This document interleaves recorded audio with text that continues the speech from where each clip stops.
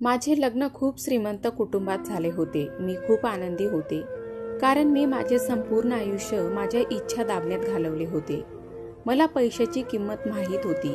आम्ही नेहमी माझ्या आई वडिलांना 5-5 रुपयासाठी तरसताना बघितलं होतं. जेव्हा माझे एका श्रीमंत कुटुंबात लग्न झाले तेव्हा मी कोणाला काही विचारले नाही किंवा माझ्या पतीला सुद्धा बघितले नाही. मला याच गोष्टीचा मोठा आनंद होता की मी या गरिबीच्या परिस्थितीमधून एका श्रीमंत घराण्याची सून होणार आहे. मोठ्या बंगल्यात राहायला जाईल, जिथे माझ्या मागे पुढे नोकर राहतील आणि मी त्यांना फक्त ऑर्डर देईन. माझे स्वप्न देखील असेच होते. जेव्हा माझी वरात माझ्या घरात आली तेव्हा मी कल्पना करू शकत नव्हते की किती स्मार्ट आणि श्रीमंत लोक माझ्या घरी महागडे कपडे घालून आले होते. ते माझी सासरची माणसं होती. त्यांच्या चेहऱ्यावर खूप तेज आणि चमक होती. माझे माहेरचे सगळेही गरीब लोकांचा परिसर होता. आम्ही स्वस्त मेकअप देखील केला नव्हता. पण जेव्हा लग्न करून त्यांच्या घरी घेऊन गेले तेव्हा मी त्या घराकडे पाहतच राहिली. घर काय, तो तर राजे महाराजांचा महल होता. त्या महालात जगाचा प्रकाश आणि सौंदर्य खुललेले होते. वडिलांनी मला माझ्या नवऱ्याचा फोटोही दाखवला नव्हता. तू आमची चांगली मुलगी आहेस आणि चांगल्या मुली आपल्या नवऱ्याला पाहण्याचा हट्ट धरत नाहीत, असे फक्त मला सांगण्यात आले होते. मुलींना त्यांच्या भावी पतीला पाहण्याचा अधिकार असला तरी माझ्या वडिलांनी आणि माझ्या आईने हा अधिकार माझ्याकडून हिसकावून घेतला होता. जेव्हा मी माझ्या सासरच्या घरात प्रवेश केला तेव्हा माझे स्वागत माझ्या नवऱ्याऐवजी माझ्या सासूने केले आणि माझ्या नवऱ्याच्या खोलीऐवजी मला माझ्या सासूच्या खोलीत बसवले गेले. मला वाटले की ते काही विधी करायच्या असतील.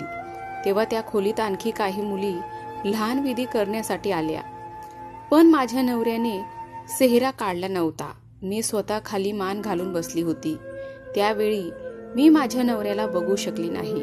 पण माझं नशीब फुटका होता. आता माझ्या संकटाचा काळ सुरू झाला आहे हे मला थोडेच माहीत नव्हते.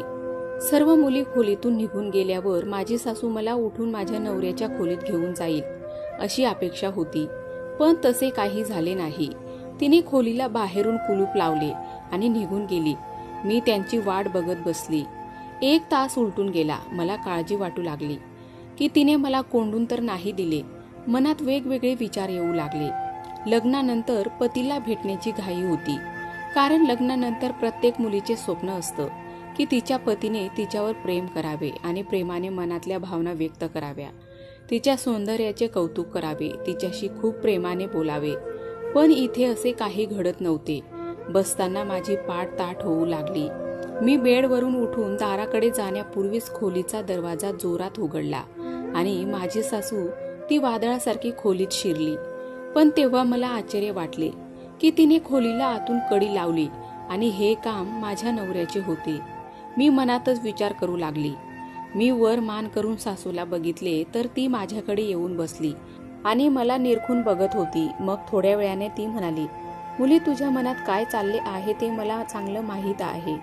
तू असा विचार करत आहेस की आतापर्यंत माझा नवरा खोलीत का आला नाही आणि माझ्या सासूबाई पुन्हा पुन्हा खोलीत का येतात आणि तू मला कोंडून ठेवले का?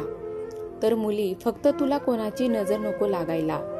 मी तुला तुझ्या नवऱ्याकडे नक्की पाठवीन, पण त्याची अजून वेळ आलेली नाही. म्हणून तू माझ्या खोलीत बसली आहेस. आणि हो, हे कपडे बदल आणि काही आरामदायक कपडे घाल, म्हणजे तुला सहज झोप लागेल. माझ्या सासूबाई खूप छान होत्या. त्यांच्या चेहऱ्यावर नम्रता दिसत होती. त्यांचा पूजापाठवर खूप विश्वास होता, कारण ती स्वतः एक साधी आणि गरीब मुलगी आहे. मला फॅशन आणि मेकअप कसा करायचा हे देखील माहीत नव्हते आणि मी गप्प बसली. कपडे बदलले आणि मग काही वेळ देवासमोर उभं राहून मन शांत करण्यासाठी देवाची आराधना करून मी बेडवर येऊन बसली. मग कधी झोपी गेली कळलंच नाही. जेव्हा मला जाग आली तेव्हा मी माझ्या सासूबाईंच्या खोलीतच होती. माझ्या सासूबाईंनी हातात हिरव्या कलरची साडी आणून दिली आणि म्हणाल्या, तयार हो, तू तुझ्या नवऱ्याला नंतर भेटशील. यावेळी तुला पाहुण्यांना भेटायचे आहे. तुला बघायला पाहुणे येत आहेत. मी आनंदी झाली आणि छान हिरवी साडी घालून तयार झाली. सगळे लोक आले होते, पण ज्या कोणी लोकांनी मला पाहिलं ते माझ्याकडे अगदी टक लावून आणि विचित्र नजरेने बघत राहायचे.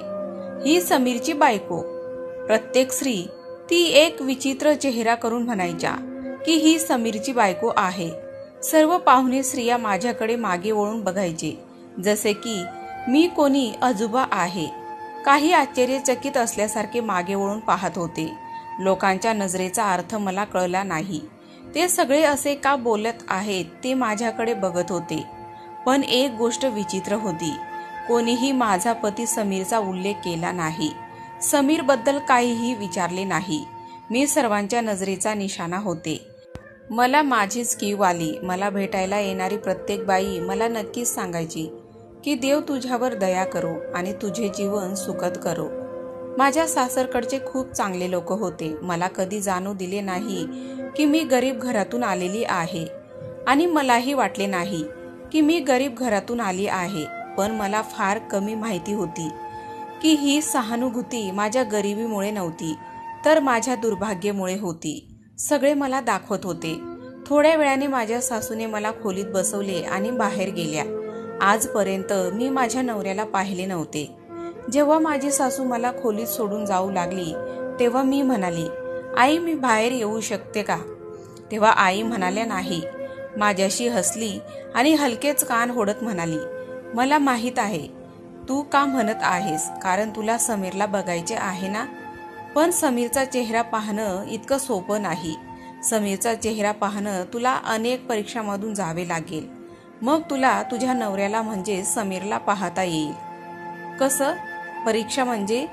मी खूप घाबरून विचारले. मग सासूबाई बोलल्या, आधी तुला स्वतःला समीरला सक्षम बनवायला हवं. तुला समीरला सक्षम बनवायला हवं म्हणजे? मी जर समीरची लायक नव्हते तर त्याने माझ्याशी लग्न का केलं? माझ्या सासूला माझ्या नवऱ्याबद्दल विचारणं हा माझा अधिकार होता. माझे म्हणणे ऐकून सासूबाई म्हणू लागल्या, अगं बाई, आमच्या काळी मुलींना त्यांच्या नवऱ्याला लवकर भेटायला इतकी लाज वाटायची की त्यांच्या घरी कोणी नात्यासाठी यायचे तेव्हा त्या समोर येत नसे आणि मग दर आठवड्याला नवऱ्याला भेटायच्या. पण आताच्या दिवसात त्या मुलींना नवऱ्याशी बोलायला खूप आवडते. माझ्या सासूबाईंची विचारसरणी खूप जुनी होती. माणूस लग्न करतो तेव्हा त्यालाही बायकोला भेटायची इच्छा असते. मला एकटीला हा त्रास होत नव्हता. माझ्या पतीचीही तीच अवस्था असेल हाच विचार करून शांत होऊन गेली. मी विचार केला की किती दिवस माझ्यापासून मुलाला लपून राहील. एक दिवस तरी माझ्यासमोर येणारच आहे. पण माझ्या पतीकडून काही मला भेटण्याची उत्सुकता दिसली नाही. दिवसभर असाच गेला. पुन्हा रात्र झाली. आता माझा रागाचा पहारा चढला. मी माझ्या सासूबाईला म्हणाली, आजही मी तुझ्या खोलीत झोपू का? माझी सासू पुन्हा त्याच जुन्या गोष्टी बोलून बसली. अगं खूप निर्लज्ज मुलगी आहेस.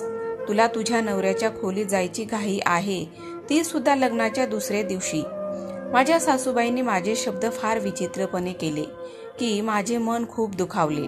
ठीक आहे, एक गोष्ट लक्षात ठेव, सासूबाई म्हणाल्या, किमान 7 दिवस तरी सकाळी लवकर उठून आरती करावी लागेल आणि झोपण्यापूर्वी देवाची पूजा करावी लागेल. आमचे पंडितजी म्हणाले आहेत की ही पद्धत तुम्हाला 7 दिवस करावी लागेल आणि त्याआधी तुला तुझ्या नवऱ्याचे तोंड दिसणार नाही. माझा मुलगा समीर देखील पूजेसाठी कंटाळा करतो, त्यामुळे तुला ही सर्व नियमासह 7 दिवस ही पद्धत करावी लागेल, तरच तू समीरचा चेहरा पाहू शकते. माझ्या मुलाला सुधारण्याचा एकच मार्ग आहे, कारण त्याचा पूजेवर विश्वास नाही.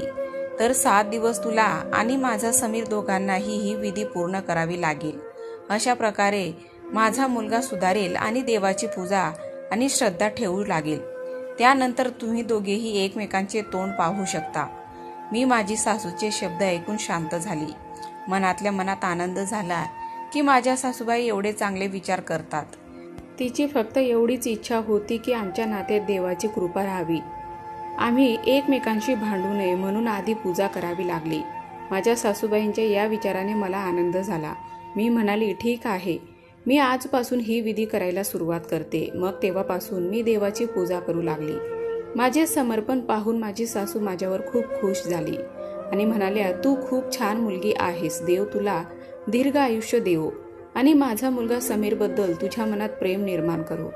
आता मी माझ्या सासूबाईंना कसे सांगू की माझे समीरवरचे प्रेम त्याच वेळी होते जेव्हा मी समीर सोबत लग्न केले होते. असेच एक दिवस गेला होता की माझी सासू म्हणाली, की बेटा, पंडितजींनी सांगितले आहे की तुला दिवसातून 5 वेळा पूजा करावी लागेल, 2 वेळा नाही. त्यामुळे तू तुझ्या पतीला भेटू शकत नाहीस. म्हणून मला वाईट वाटले, पण मला वाटले की यात काही हरकत नाही. मी माझ्या नवऱ्यासाठी दिवसातून 5 वेळा पूजा तर करू शकते. असाच पुढचा दिवस निघून गेला. मी पूर्ण 4 वेळा पूजा केली. झोपायच्या आधी देवपूजा करायची राहून गेली. मला खूप आनंद झाला की निदान मी माझ्या पतीला भेटू शकेन, कारण माझ्या सासूने सांगितले होते 7 दिवसापूर्वी नवऱ्याचे तोंड पाहू नको म्हणून. पण जर तू पूर्ण भक्तिभावाने पूजा केली तर होय, तू पतीला न पाहताच भेटू शकते. मी विचार केला की काही हरकत नाही. मी माझ्या पतीचा आवाज तर ऐकू शकेल, पतीचा चेहरा बघू नाही शकत, पण त्यांच्याशी बोलू शकेल. मी माझ्या खोलीत बसली होती आणि या सुंदर विचारात हरवून गेली होती की माझी सासू आली आणि ती म्हणाली, स्वप्नात जगण्याचे कारण म्हणजे आधी रात्रीची पूजा कर, कारण जोपर्यंत दिवसभराची पूर्ण पंचपूजा करत नाही तोपर्यंत तुला माझ्या मुलाला भेटू देणार नाही. ती हातात पांढऱ्या रंगाचा स्कार्फ घेऊन आली आणि म्हणाली, हा स्कार्फ डोक्यावर घे, मगच पूजा कर. हा स्कार्फ आपल्या पंडितजींनी दिला आणि म्हणाले की रोज रात्री पूजा करताना हा स्कार्फ डोक्यावर घेऊन पूजा करायची. माझ्या सासूबाईच्या हातातून मी तो स्कार्फ घेतला आणि डोक्यावर ठेवला आणि देवाची पूजा करू लागली. स्कार्फमधून मंद वास येत होता, जो मला खूप विचित्र वाटत होता. पण तरीही मी तो स्कार्फ डोक्यावर ठेवला. पण हळूहळू माझे डोके जड होऊ लागले. माझे सर्व हातपाय मोकळे झाले आणि मला बसता येत नव्हते. मला असे वाटले की कोणीतरी मला उचलून बेडवर झोपवले. मग अशीच रात्र निघून गेली. मी झोपली की जागी हेच मला समजले नाही. सकाळी डोळे उघडले तेव्हा हलकेसे डोके जड वाटले. माझे डोके दुखत होते. माझी पुरेशी झोप झाली नव्हती. मला फ्रेश वाटत नव्हते. एक विचित्र थकवा होता ज्याने मला घेरले होते. मला खूप विचित्र वाटले. माझी तब्येत देखील खूप जड झाली होती. माझी सासू माझ्या खोलीत आली, म्हणाल्या, इकडे ये बेटा, दूध पी. माझ्या सासूबाईंनी दुधाचा ग्लास माझ्याकडे दिला आणि म्हणाल्या, रात्रभर पूजा करून थकली असेल. मी लगेच बोलली, नाही आई, पूजा कसली, मी मध्येच झोपी गेली. माझ्या सासूबाई म्हणाल्या, अरे बेटी, तू हे काय केलेस? काय, मी आता आयुष्यभर असेच तळमळत राहील? माझे शब्द ऐकून ती माझ्यावर जोरात हसली आणि म्हणाली, मी कधी म्हणाली की तू समीरला भेटू शकत नाहीस? फक्त आजची पूजा सर्व नियम आणि अटीसह कर, मग तू रात्री समीरला भेटू शकतेस. मी माझ्या सासूबाईला म्हणाली की समीरला मला भेटण्याची इच्छा होत नाही का? माझ्या सासूबाई हसल्या आणि म्हणाल्या, तो दिवस रात्र माझं डोकं खातो, मला निशाशी बोलायचं आहे म्हणून. पण नाही मुली, जोपर्यंत तुम्हा दोघांची पूजा पूर्ण होत नाही तोपर्यंत एकमेकांशी भेटू शकत नाही. सासूबाईचे शब्द ऐकून मी शांत झाली, कारण 3 दिवस झाले होते तरी मी माझ्या पतीला पाहिले नव्हते. पण नंतर एक विचित्र रुटीन सुरू झाली. मी दिवसातून 4 वेळा पूजा करायची. पण रात्री पूजा झाल्यावर माझी सासू माझ्या खोलीत यायची आणि म्हणायची, बेटी, आज मी तुझ्यासाठी अशी अमुक गोष्ट आणली आहे, तू खा. मी ती गोष्ट खाल्ली की ती खाल्ल्यावर मला झोप लागायची. माझ्या सासूबाई यायच्या, कधी खजूर आणायच्या, कधी दूध, कधी खीर, कधी सरबत. सासूबाईंनी आणलेल्या वस्तू खाऊन मी झोपून जायची. माझ्याजवळ कोणीतरी असण्याचा भास व्हायचा. पण एके दिवशी वाटलं की मी सत्य जाणून राहील. मग रात्री माझ्यासोबत कोण असतं आणि माझी सासू मला झोपण्याची वस्तू का भरवते? रात्र पडली तशी माझ्या सासूबाई माझ्याकडे आल्या आणि म्हणाल्या, बेटा, मी तुझ्यासाठी हा ज्यूस आणला आहे, पी, तुला शक्ती मिळेल. बघ तू कशी दिवसेंदिवस कमजोर होत चालली आहेस. मी तिच्याकडे बघितलंही नाही आणि म्हणाली, नाही आई, मला आज ज्यूस प्यायला अजिबात वाटत नाही, तुम्ही ते परत घेऊन जा. मी जवळपास 1 आठवडा रात्रीची पूजा पूर्ण करण्याचा प्रयत्न करत होती, पण मला रात्रीची पूजा करता आली नाही. याआधी मी झोपायची, त्यामुळे आज मी काही खाणार पिणार नाही, पूजा पूर्ण करेन असा विचार केला होता. सासू म्हणाली, काही हरकत नाही, पूजा पण कर, पण आधी हा ज्यूस पी. पण मी माझ्या सासूला म्हणाली की मी ज्यूस पिणार नाही. माझी वृत्ती पाहून मला सोडून गेली. तिला समजले आता मी तिच्या शब्दात फसणार नाही आणि थोड्या वेळाने ती खोलीत परत आली आणि तिच्या सोबत खूप मजबूत परफ्यूम घेऊन खोलीत मारू लागली. तो वास मला ओळखीचा वाटत होता, पण मी नाक दाबून बसली. मी पूजा करायच्या तयारीत होती आणि माझ्या सासूच्या चेहऱ्यावर बेचैनी दिसत होती.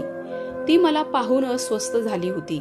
तिसऱ्यांदा माझी सासू पुन्हा माझ्या खोलीत आली. मला खूप विचित्र वाटत होते की ती माझ्या खोलीत पुन्हा पुन्हा का येत आहे. पण यावेळी तिच्या हातात पांढरा स्कार्फ होता आणि म्हणाली, मी तुला किती वेळा सांगितले आहे की पूजा करण्यापूर्वी हा पांढरा स्कार्फ डोक्यावर ठेव म्हणून. जे मला अजिबात नको होते ते घडले. स्कार्फ डोक्यावर ठेवताच मला चक्कर येऊ लागली आणि मग मी इतकी गाढ झोपी गेली की जेव्हा मी माझे डोळे उघडले तेव्हा सकाळचे 8 वाजले होते. मला उशिरा उठणे अजिबात आवडत नाही, पण आजही मी उशिरा उठली. पण एवढ्या उशिरा उठूनही माझा मूड अजिबात खराब नव्हता, खूप चांगला होता. कारण पुढे काय करायचे आहे हे मला चांगलेच माहिती होते. माझ्या सासूबाईंची चालाकीमधून कसंही करून वाचायचे होते. मला सतर्क राहून पुढचं पाऊल उचलायचे होते, म्हणून मी तेच केले. रात्र होण्याची वाट पाहत होती. रात्र होताच माझ्या खोलीतल्या बेडवर मी उशी ठेवली आणि अंथरुणावर पडली आणि झोपण्याचे नाटक करत होती. माझ्या सासूबाई मला रोज कुठल्या ना कुठल्या बहाण्याने झोपवायची. आज मी स्वतः झोपले आणि माझ्या सासूला दाखवून दिले की मी झोपी गेले, जेणेकरून ती मला झोपवायला माझ्या खोलीत येऊ नये. आत्ताच 10 मिनिटे झाले. नाटक करत असताना मला खोलीच्या आत हालचाल जाणवली. माझ्या खोलीचा दरवाजा उघडला. तेवढ्यात कडीचा आवाज आला. कोणीतरी जड पावलांचा आवाज माझ्या कानात येत होता, पण मी डोळे उघडू शकली नाही. मग मला कोणीतरी चालताना दिसले. हळूहळू माझ्या जवळ आले. कोणी माणसाचं पाऊल मला जाणवत होते. मग अचानक मला कोणीतरी स्पर्श केला. मला ते सहन झाले नाही. मी माझे डोळे उघडले आणि समोर जे काही पाहिले ते पाहून माझ्या डोळ्यावर विश्वास बसत नव्हता. समोर जो व्यक्ती उभा होता त्याला बघून माझ्या पायाखालची जमीन सरकली. डोक्यावर आभाळ कोसळल्यासारखे वाटले. मी विचारही करू शकत नव्हते. माझी इतकी फसवणूक केली की माझ्या डोळ्यातून अश्रू वाहू लागले. मी लग्नानंतरच्या आयुष्याची किती स्वप्न पाहिली होती आणि हे माझ्यासोबत काय घडले. अरे देवा, मी कुठे अडकली आहे. मी बिछाण्यातून बाहेर पडली आणि काही पर्वा न करता खोलीतून धावत बाहेर आली. माझ्या सासूबाईंनी मला बघितल्यावर त्या स्तब्ध झाल्या. तिचा चेहरा फिका पडला. मी म्हणाली, तुम्ही माझी इतकी फसवणूक का केलीस? तुम्हाला असं करायला लाज कशी वाटली नाही? माझ्या जागी तुमची मुलगी असती तर तुम्ही काय केले असते? माझ्या डोळ्यातून अश्रूसारखे वाहत होते. तुमच्या घराण्याला वारीस मिळावा यासाठी तुम्ही हे सर्व केलेस. तुम्ही लोक इतक्या खालच्या स्तराला जाल याची कल्पनाही करू शकत नाही. माझे बोलणे ऐकून माझी सासू माझ्याजवळ आली आणि माझा हात धरून म्हणू लागली, मुली, देवासाठी असे बोलू नको. मी तुला तपासले होते. तू थकली होतीस. तुला चक्कर येत होते. तुला आठवते का त्या दिवशी आपल्या घरी एक दाई आली होती. तिने तुझे चेकअप केले. तिने सांगितले की तू गर्भवती आहेस. माझ्या डोक्यावर आणखीन एक बॉम्ब फोडला. तुम्ही काय बोलत आहे हे तुम्हाला कळतंय का? असं कसं होऊ शकते? तुम्ही काय बोलत आहात? तुम्ही तर सांगितले होते की तुमच्या मुलाला भेटण्यासाठी मला 5 वेळा पूजाविधी करावी लागेल. मग मी गर्भवती कशी झाली? मी त्याच्यासाठी पूजेचा खोटं नाटक केला, म्हणून मला माफ कर. मी दुसरं काही करू शकत नाही. आई म्हणून मी माझ्या भल्याचा आणि मुलाच्या सुखाचा विचार केला. सासूबाईचे एकही शब्द ऐकले नाही. ती विनंती करत होती की आता तुझ्या पोटात आमचा नातू आहे, त्यामुळे तू घर सोडून जाऊ नकोस. पण मला माझ्या सासूचे ऐकायचे नव्हते. एवढ्या मोठ्या फसवणुकीनंतर मी या घरात अजिबात राहू शकत नाही.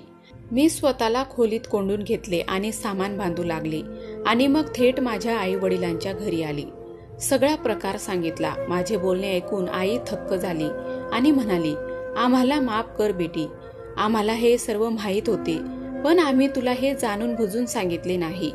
माझी आई माझ्याशी असे करू शकते याची मी कल्पनाही करू शकत नाही.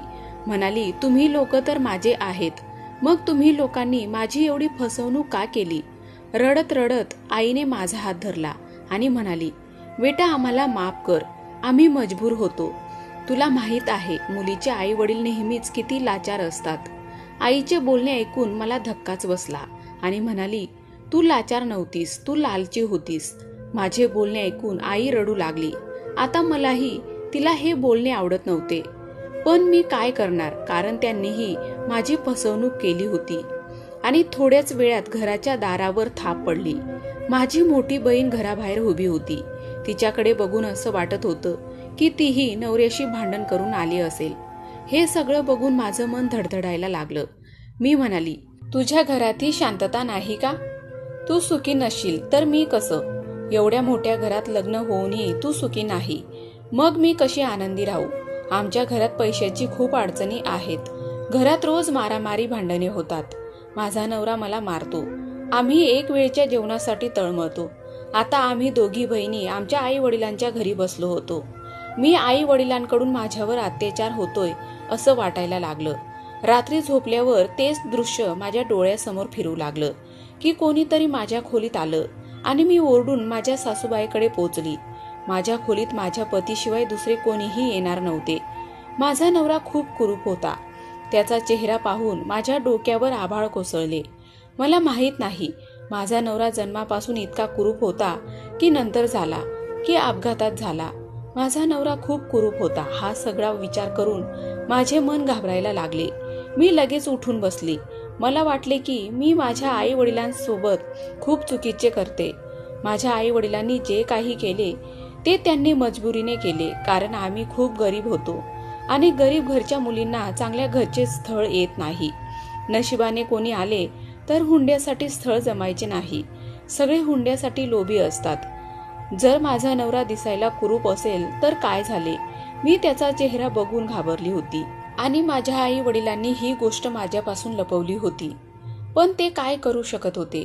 माझे पालक लाचार होते आणि माझी सासूही लाचार होती, कारण कोणत्याही मुलीला अशा कुरूप व्यक्तीसोबत राहायला आवडणार नाही. मग माझ्या आई वडिलांची लाचारी आणि गरिबी पाहून मी निर्णय घेतला. त्या कुरूप नवऱ्यासोबत राहायला तयार झाली. सामान बांधून पुन्हा सासरच्या घरी आली, जिथे माझा नवरा आणि माझी सासू वाट पाहत होते. माझ्या नवऱ्याने माझ्या समोर डोके टेकवले आणि तो माझी माफी मागत होता. मला माफ कर. मी तुझ्याशी खूप चुकीचे वागलो आहे.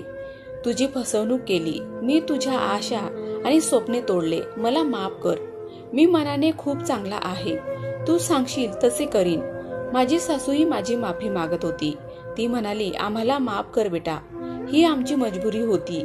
कोणती आई अशी असेल की तिच्या मुलाचे घर बसावे आणि तिच्या घराण्याला वारीस मिळावा असे तिला का वाटणार नाही?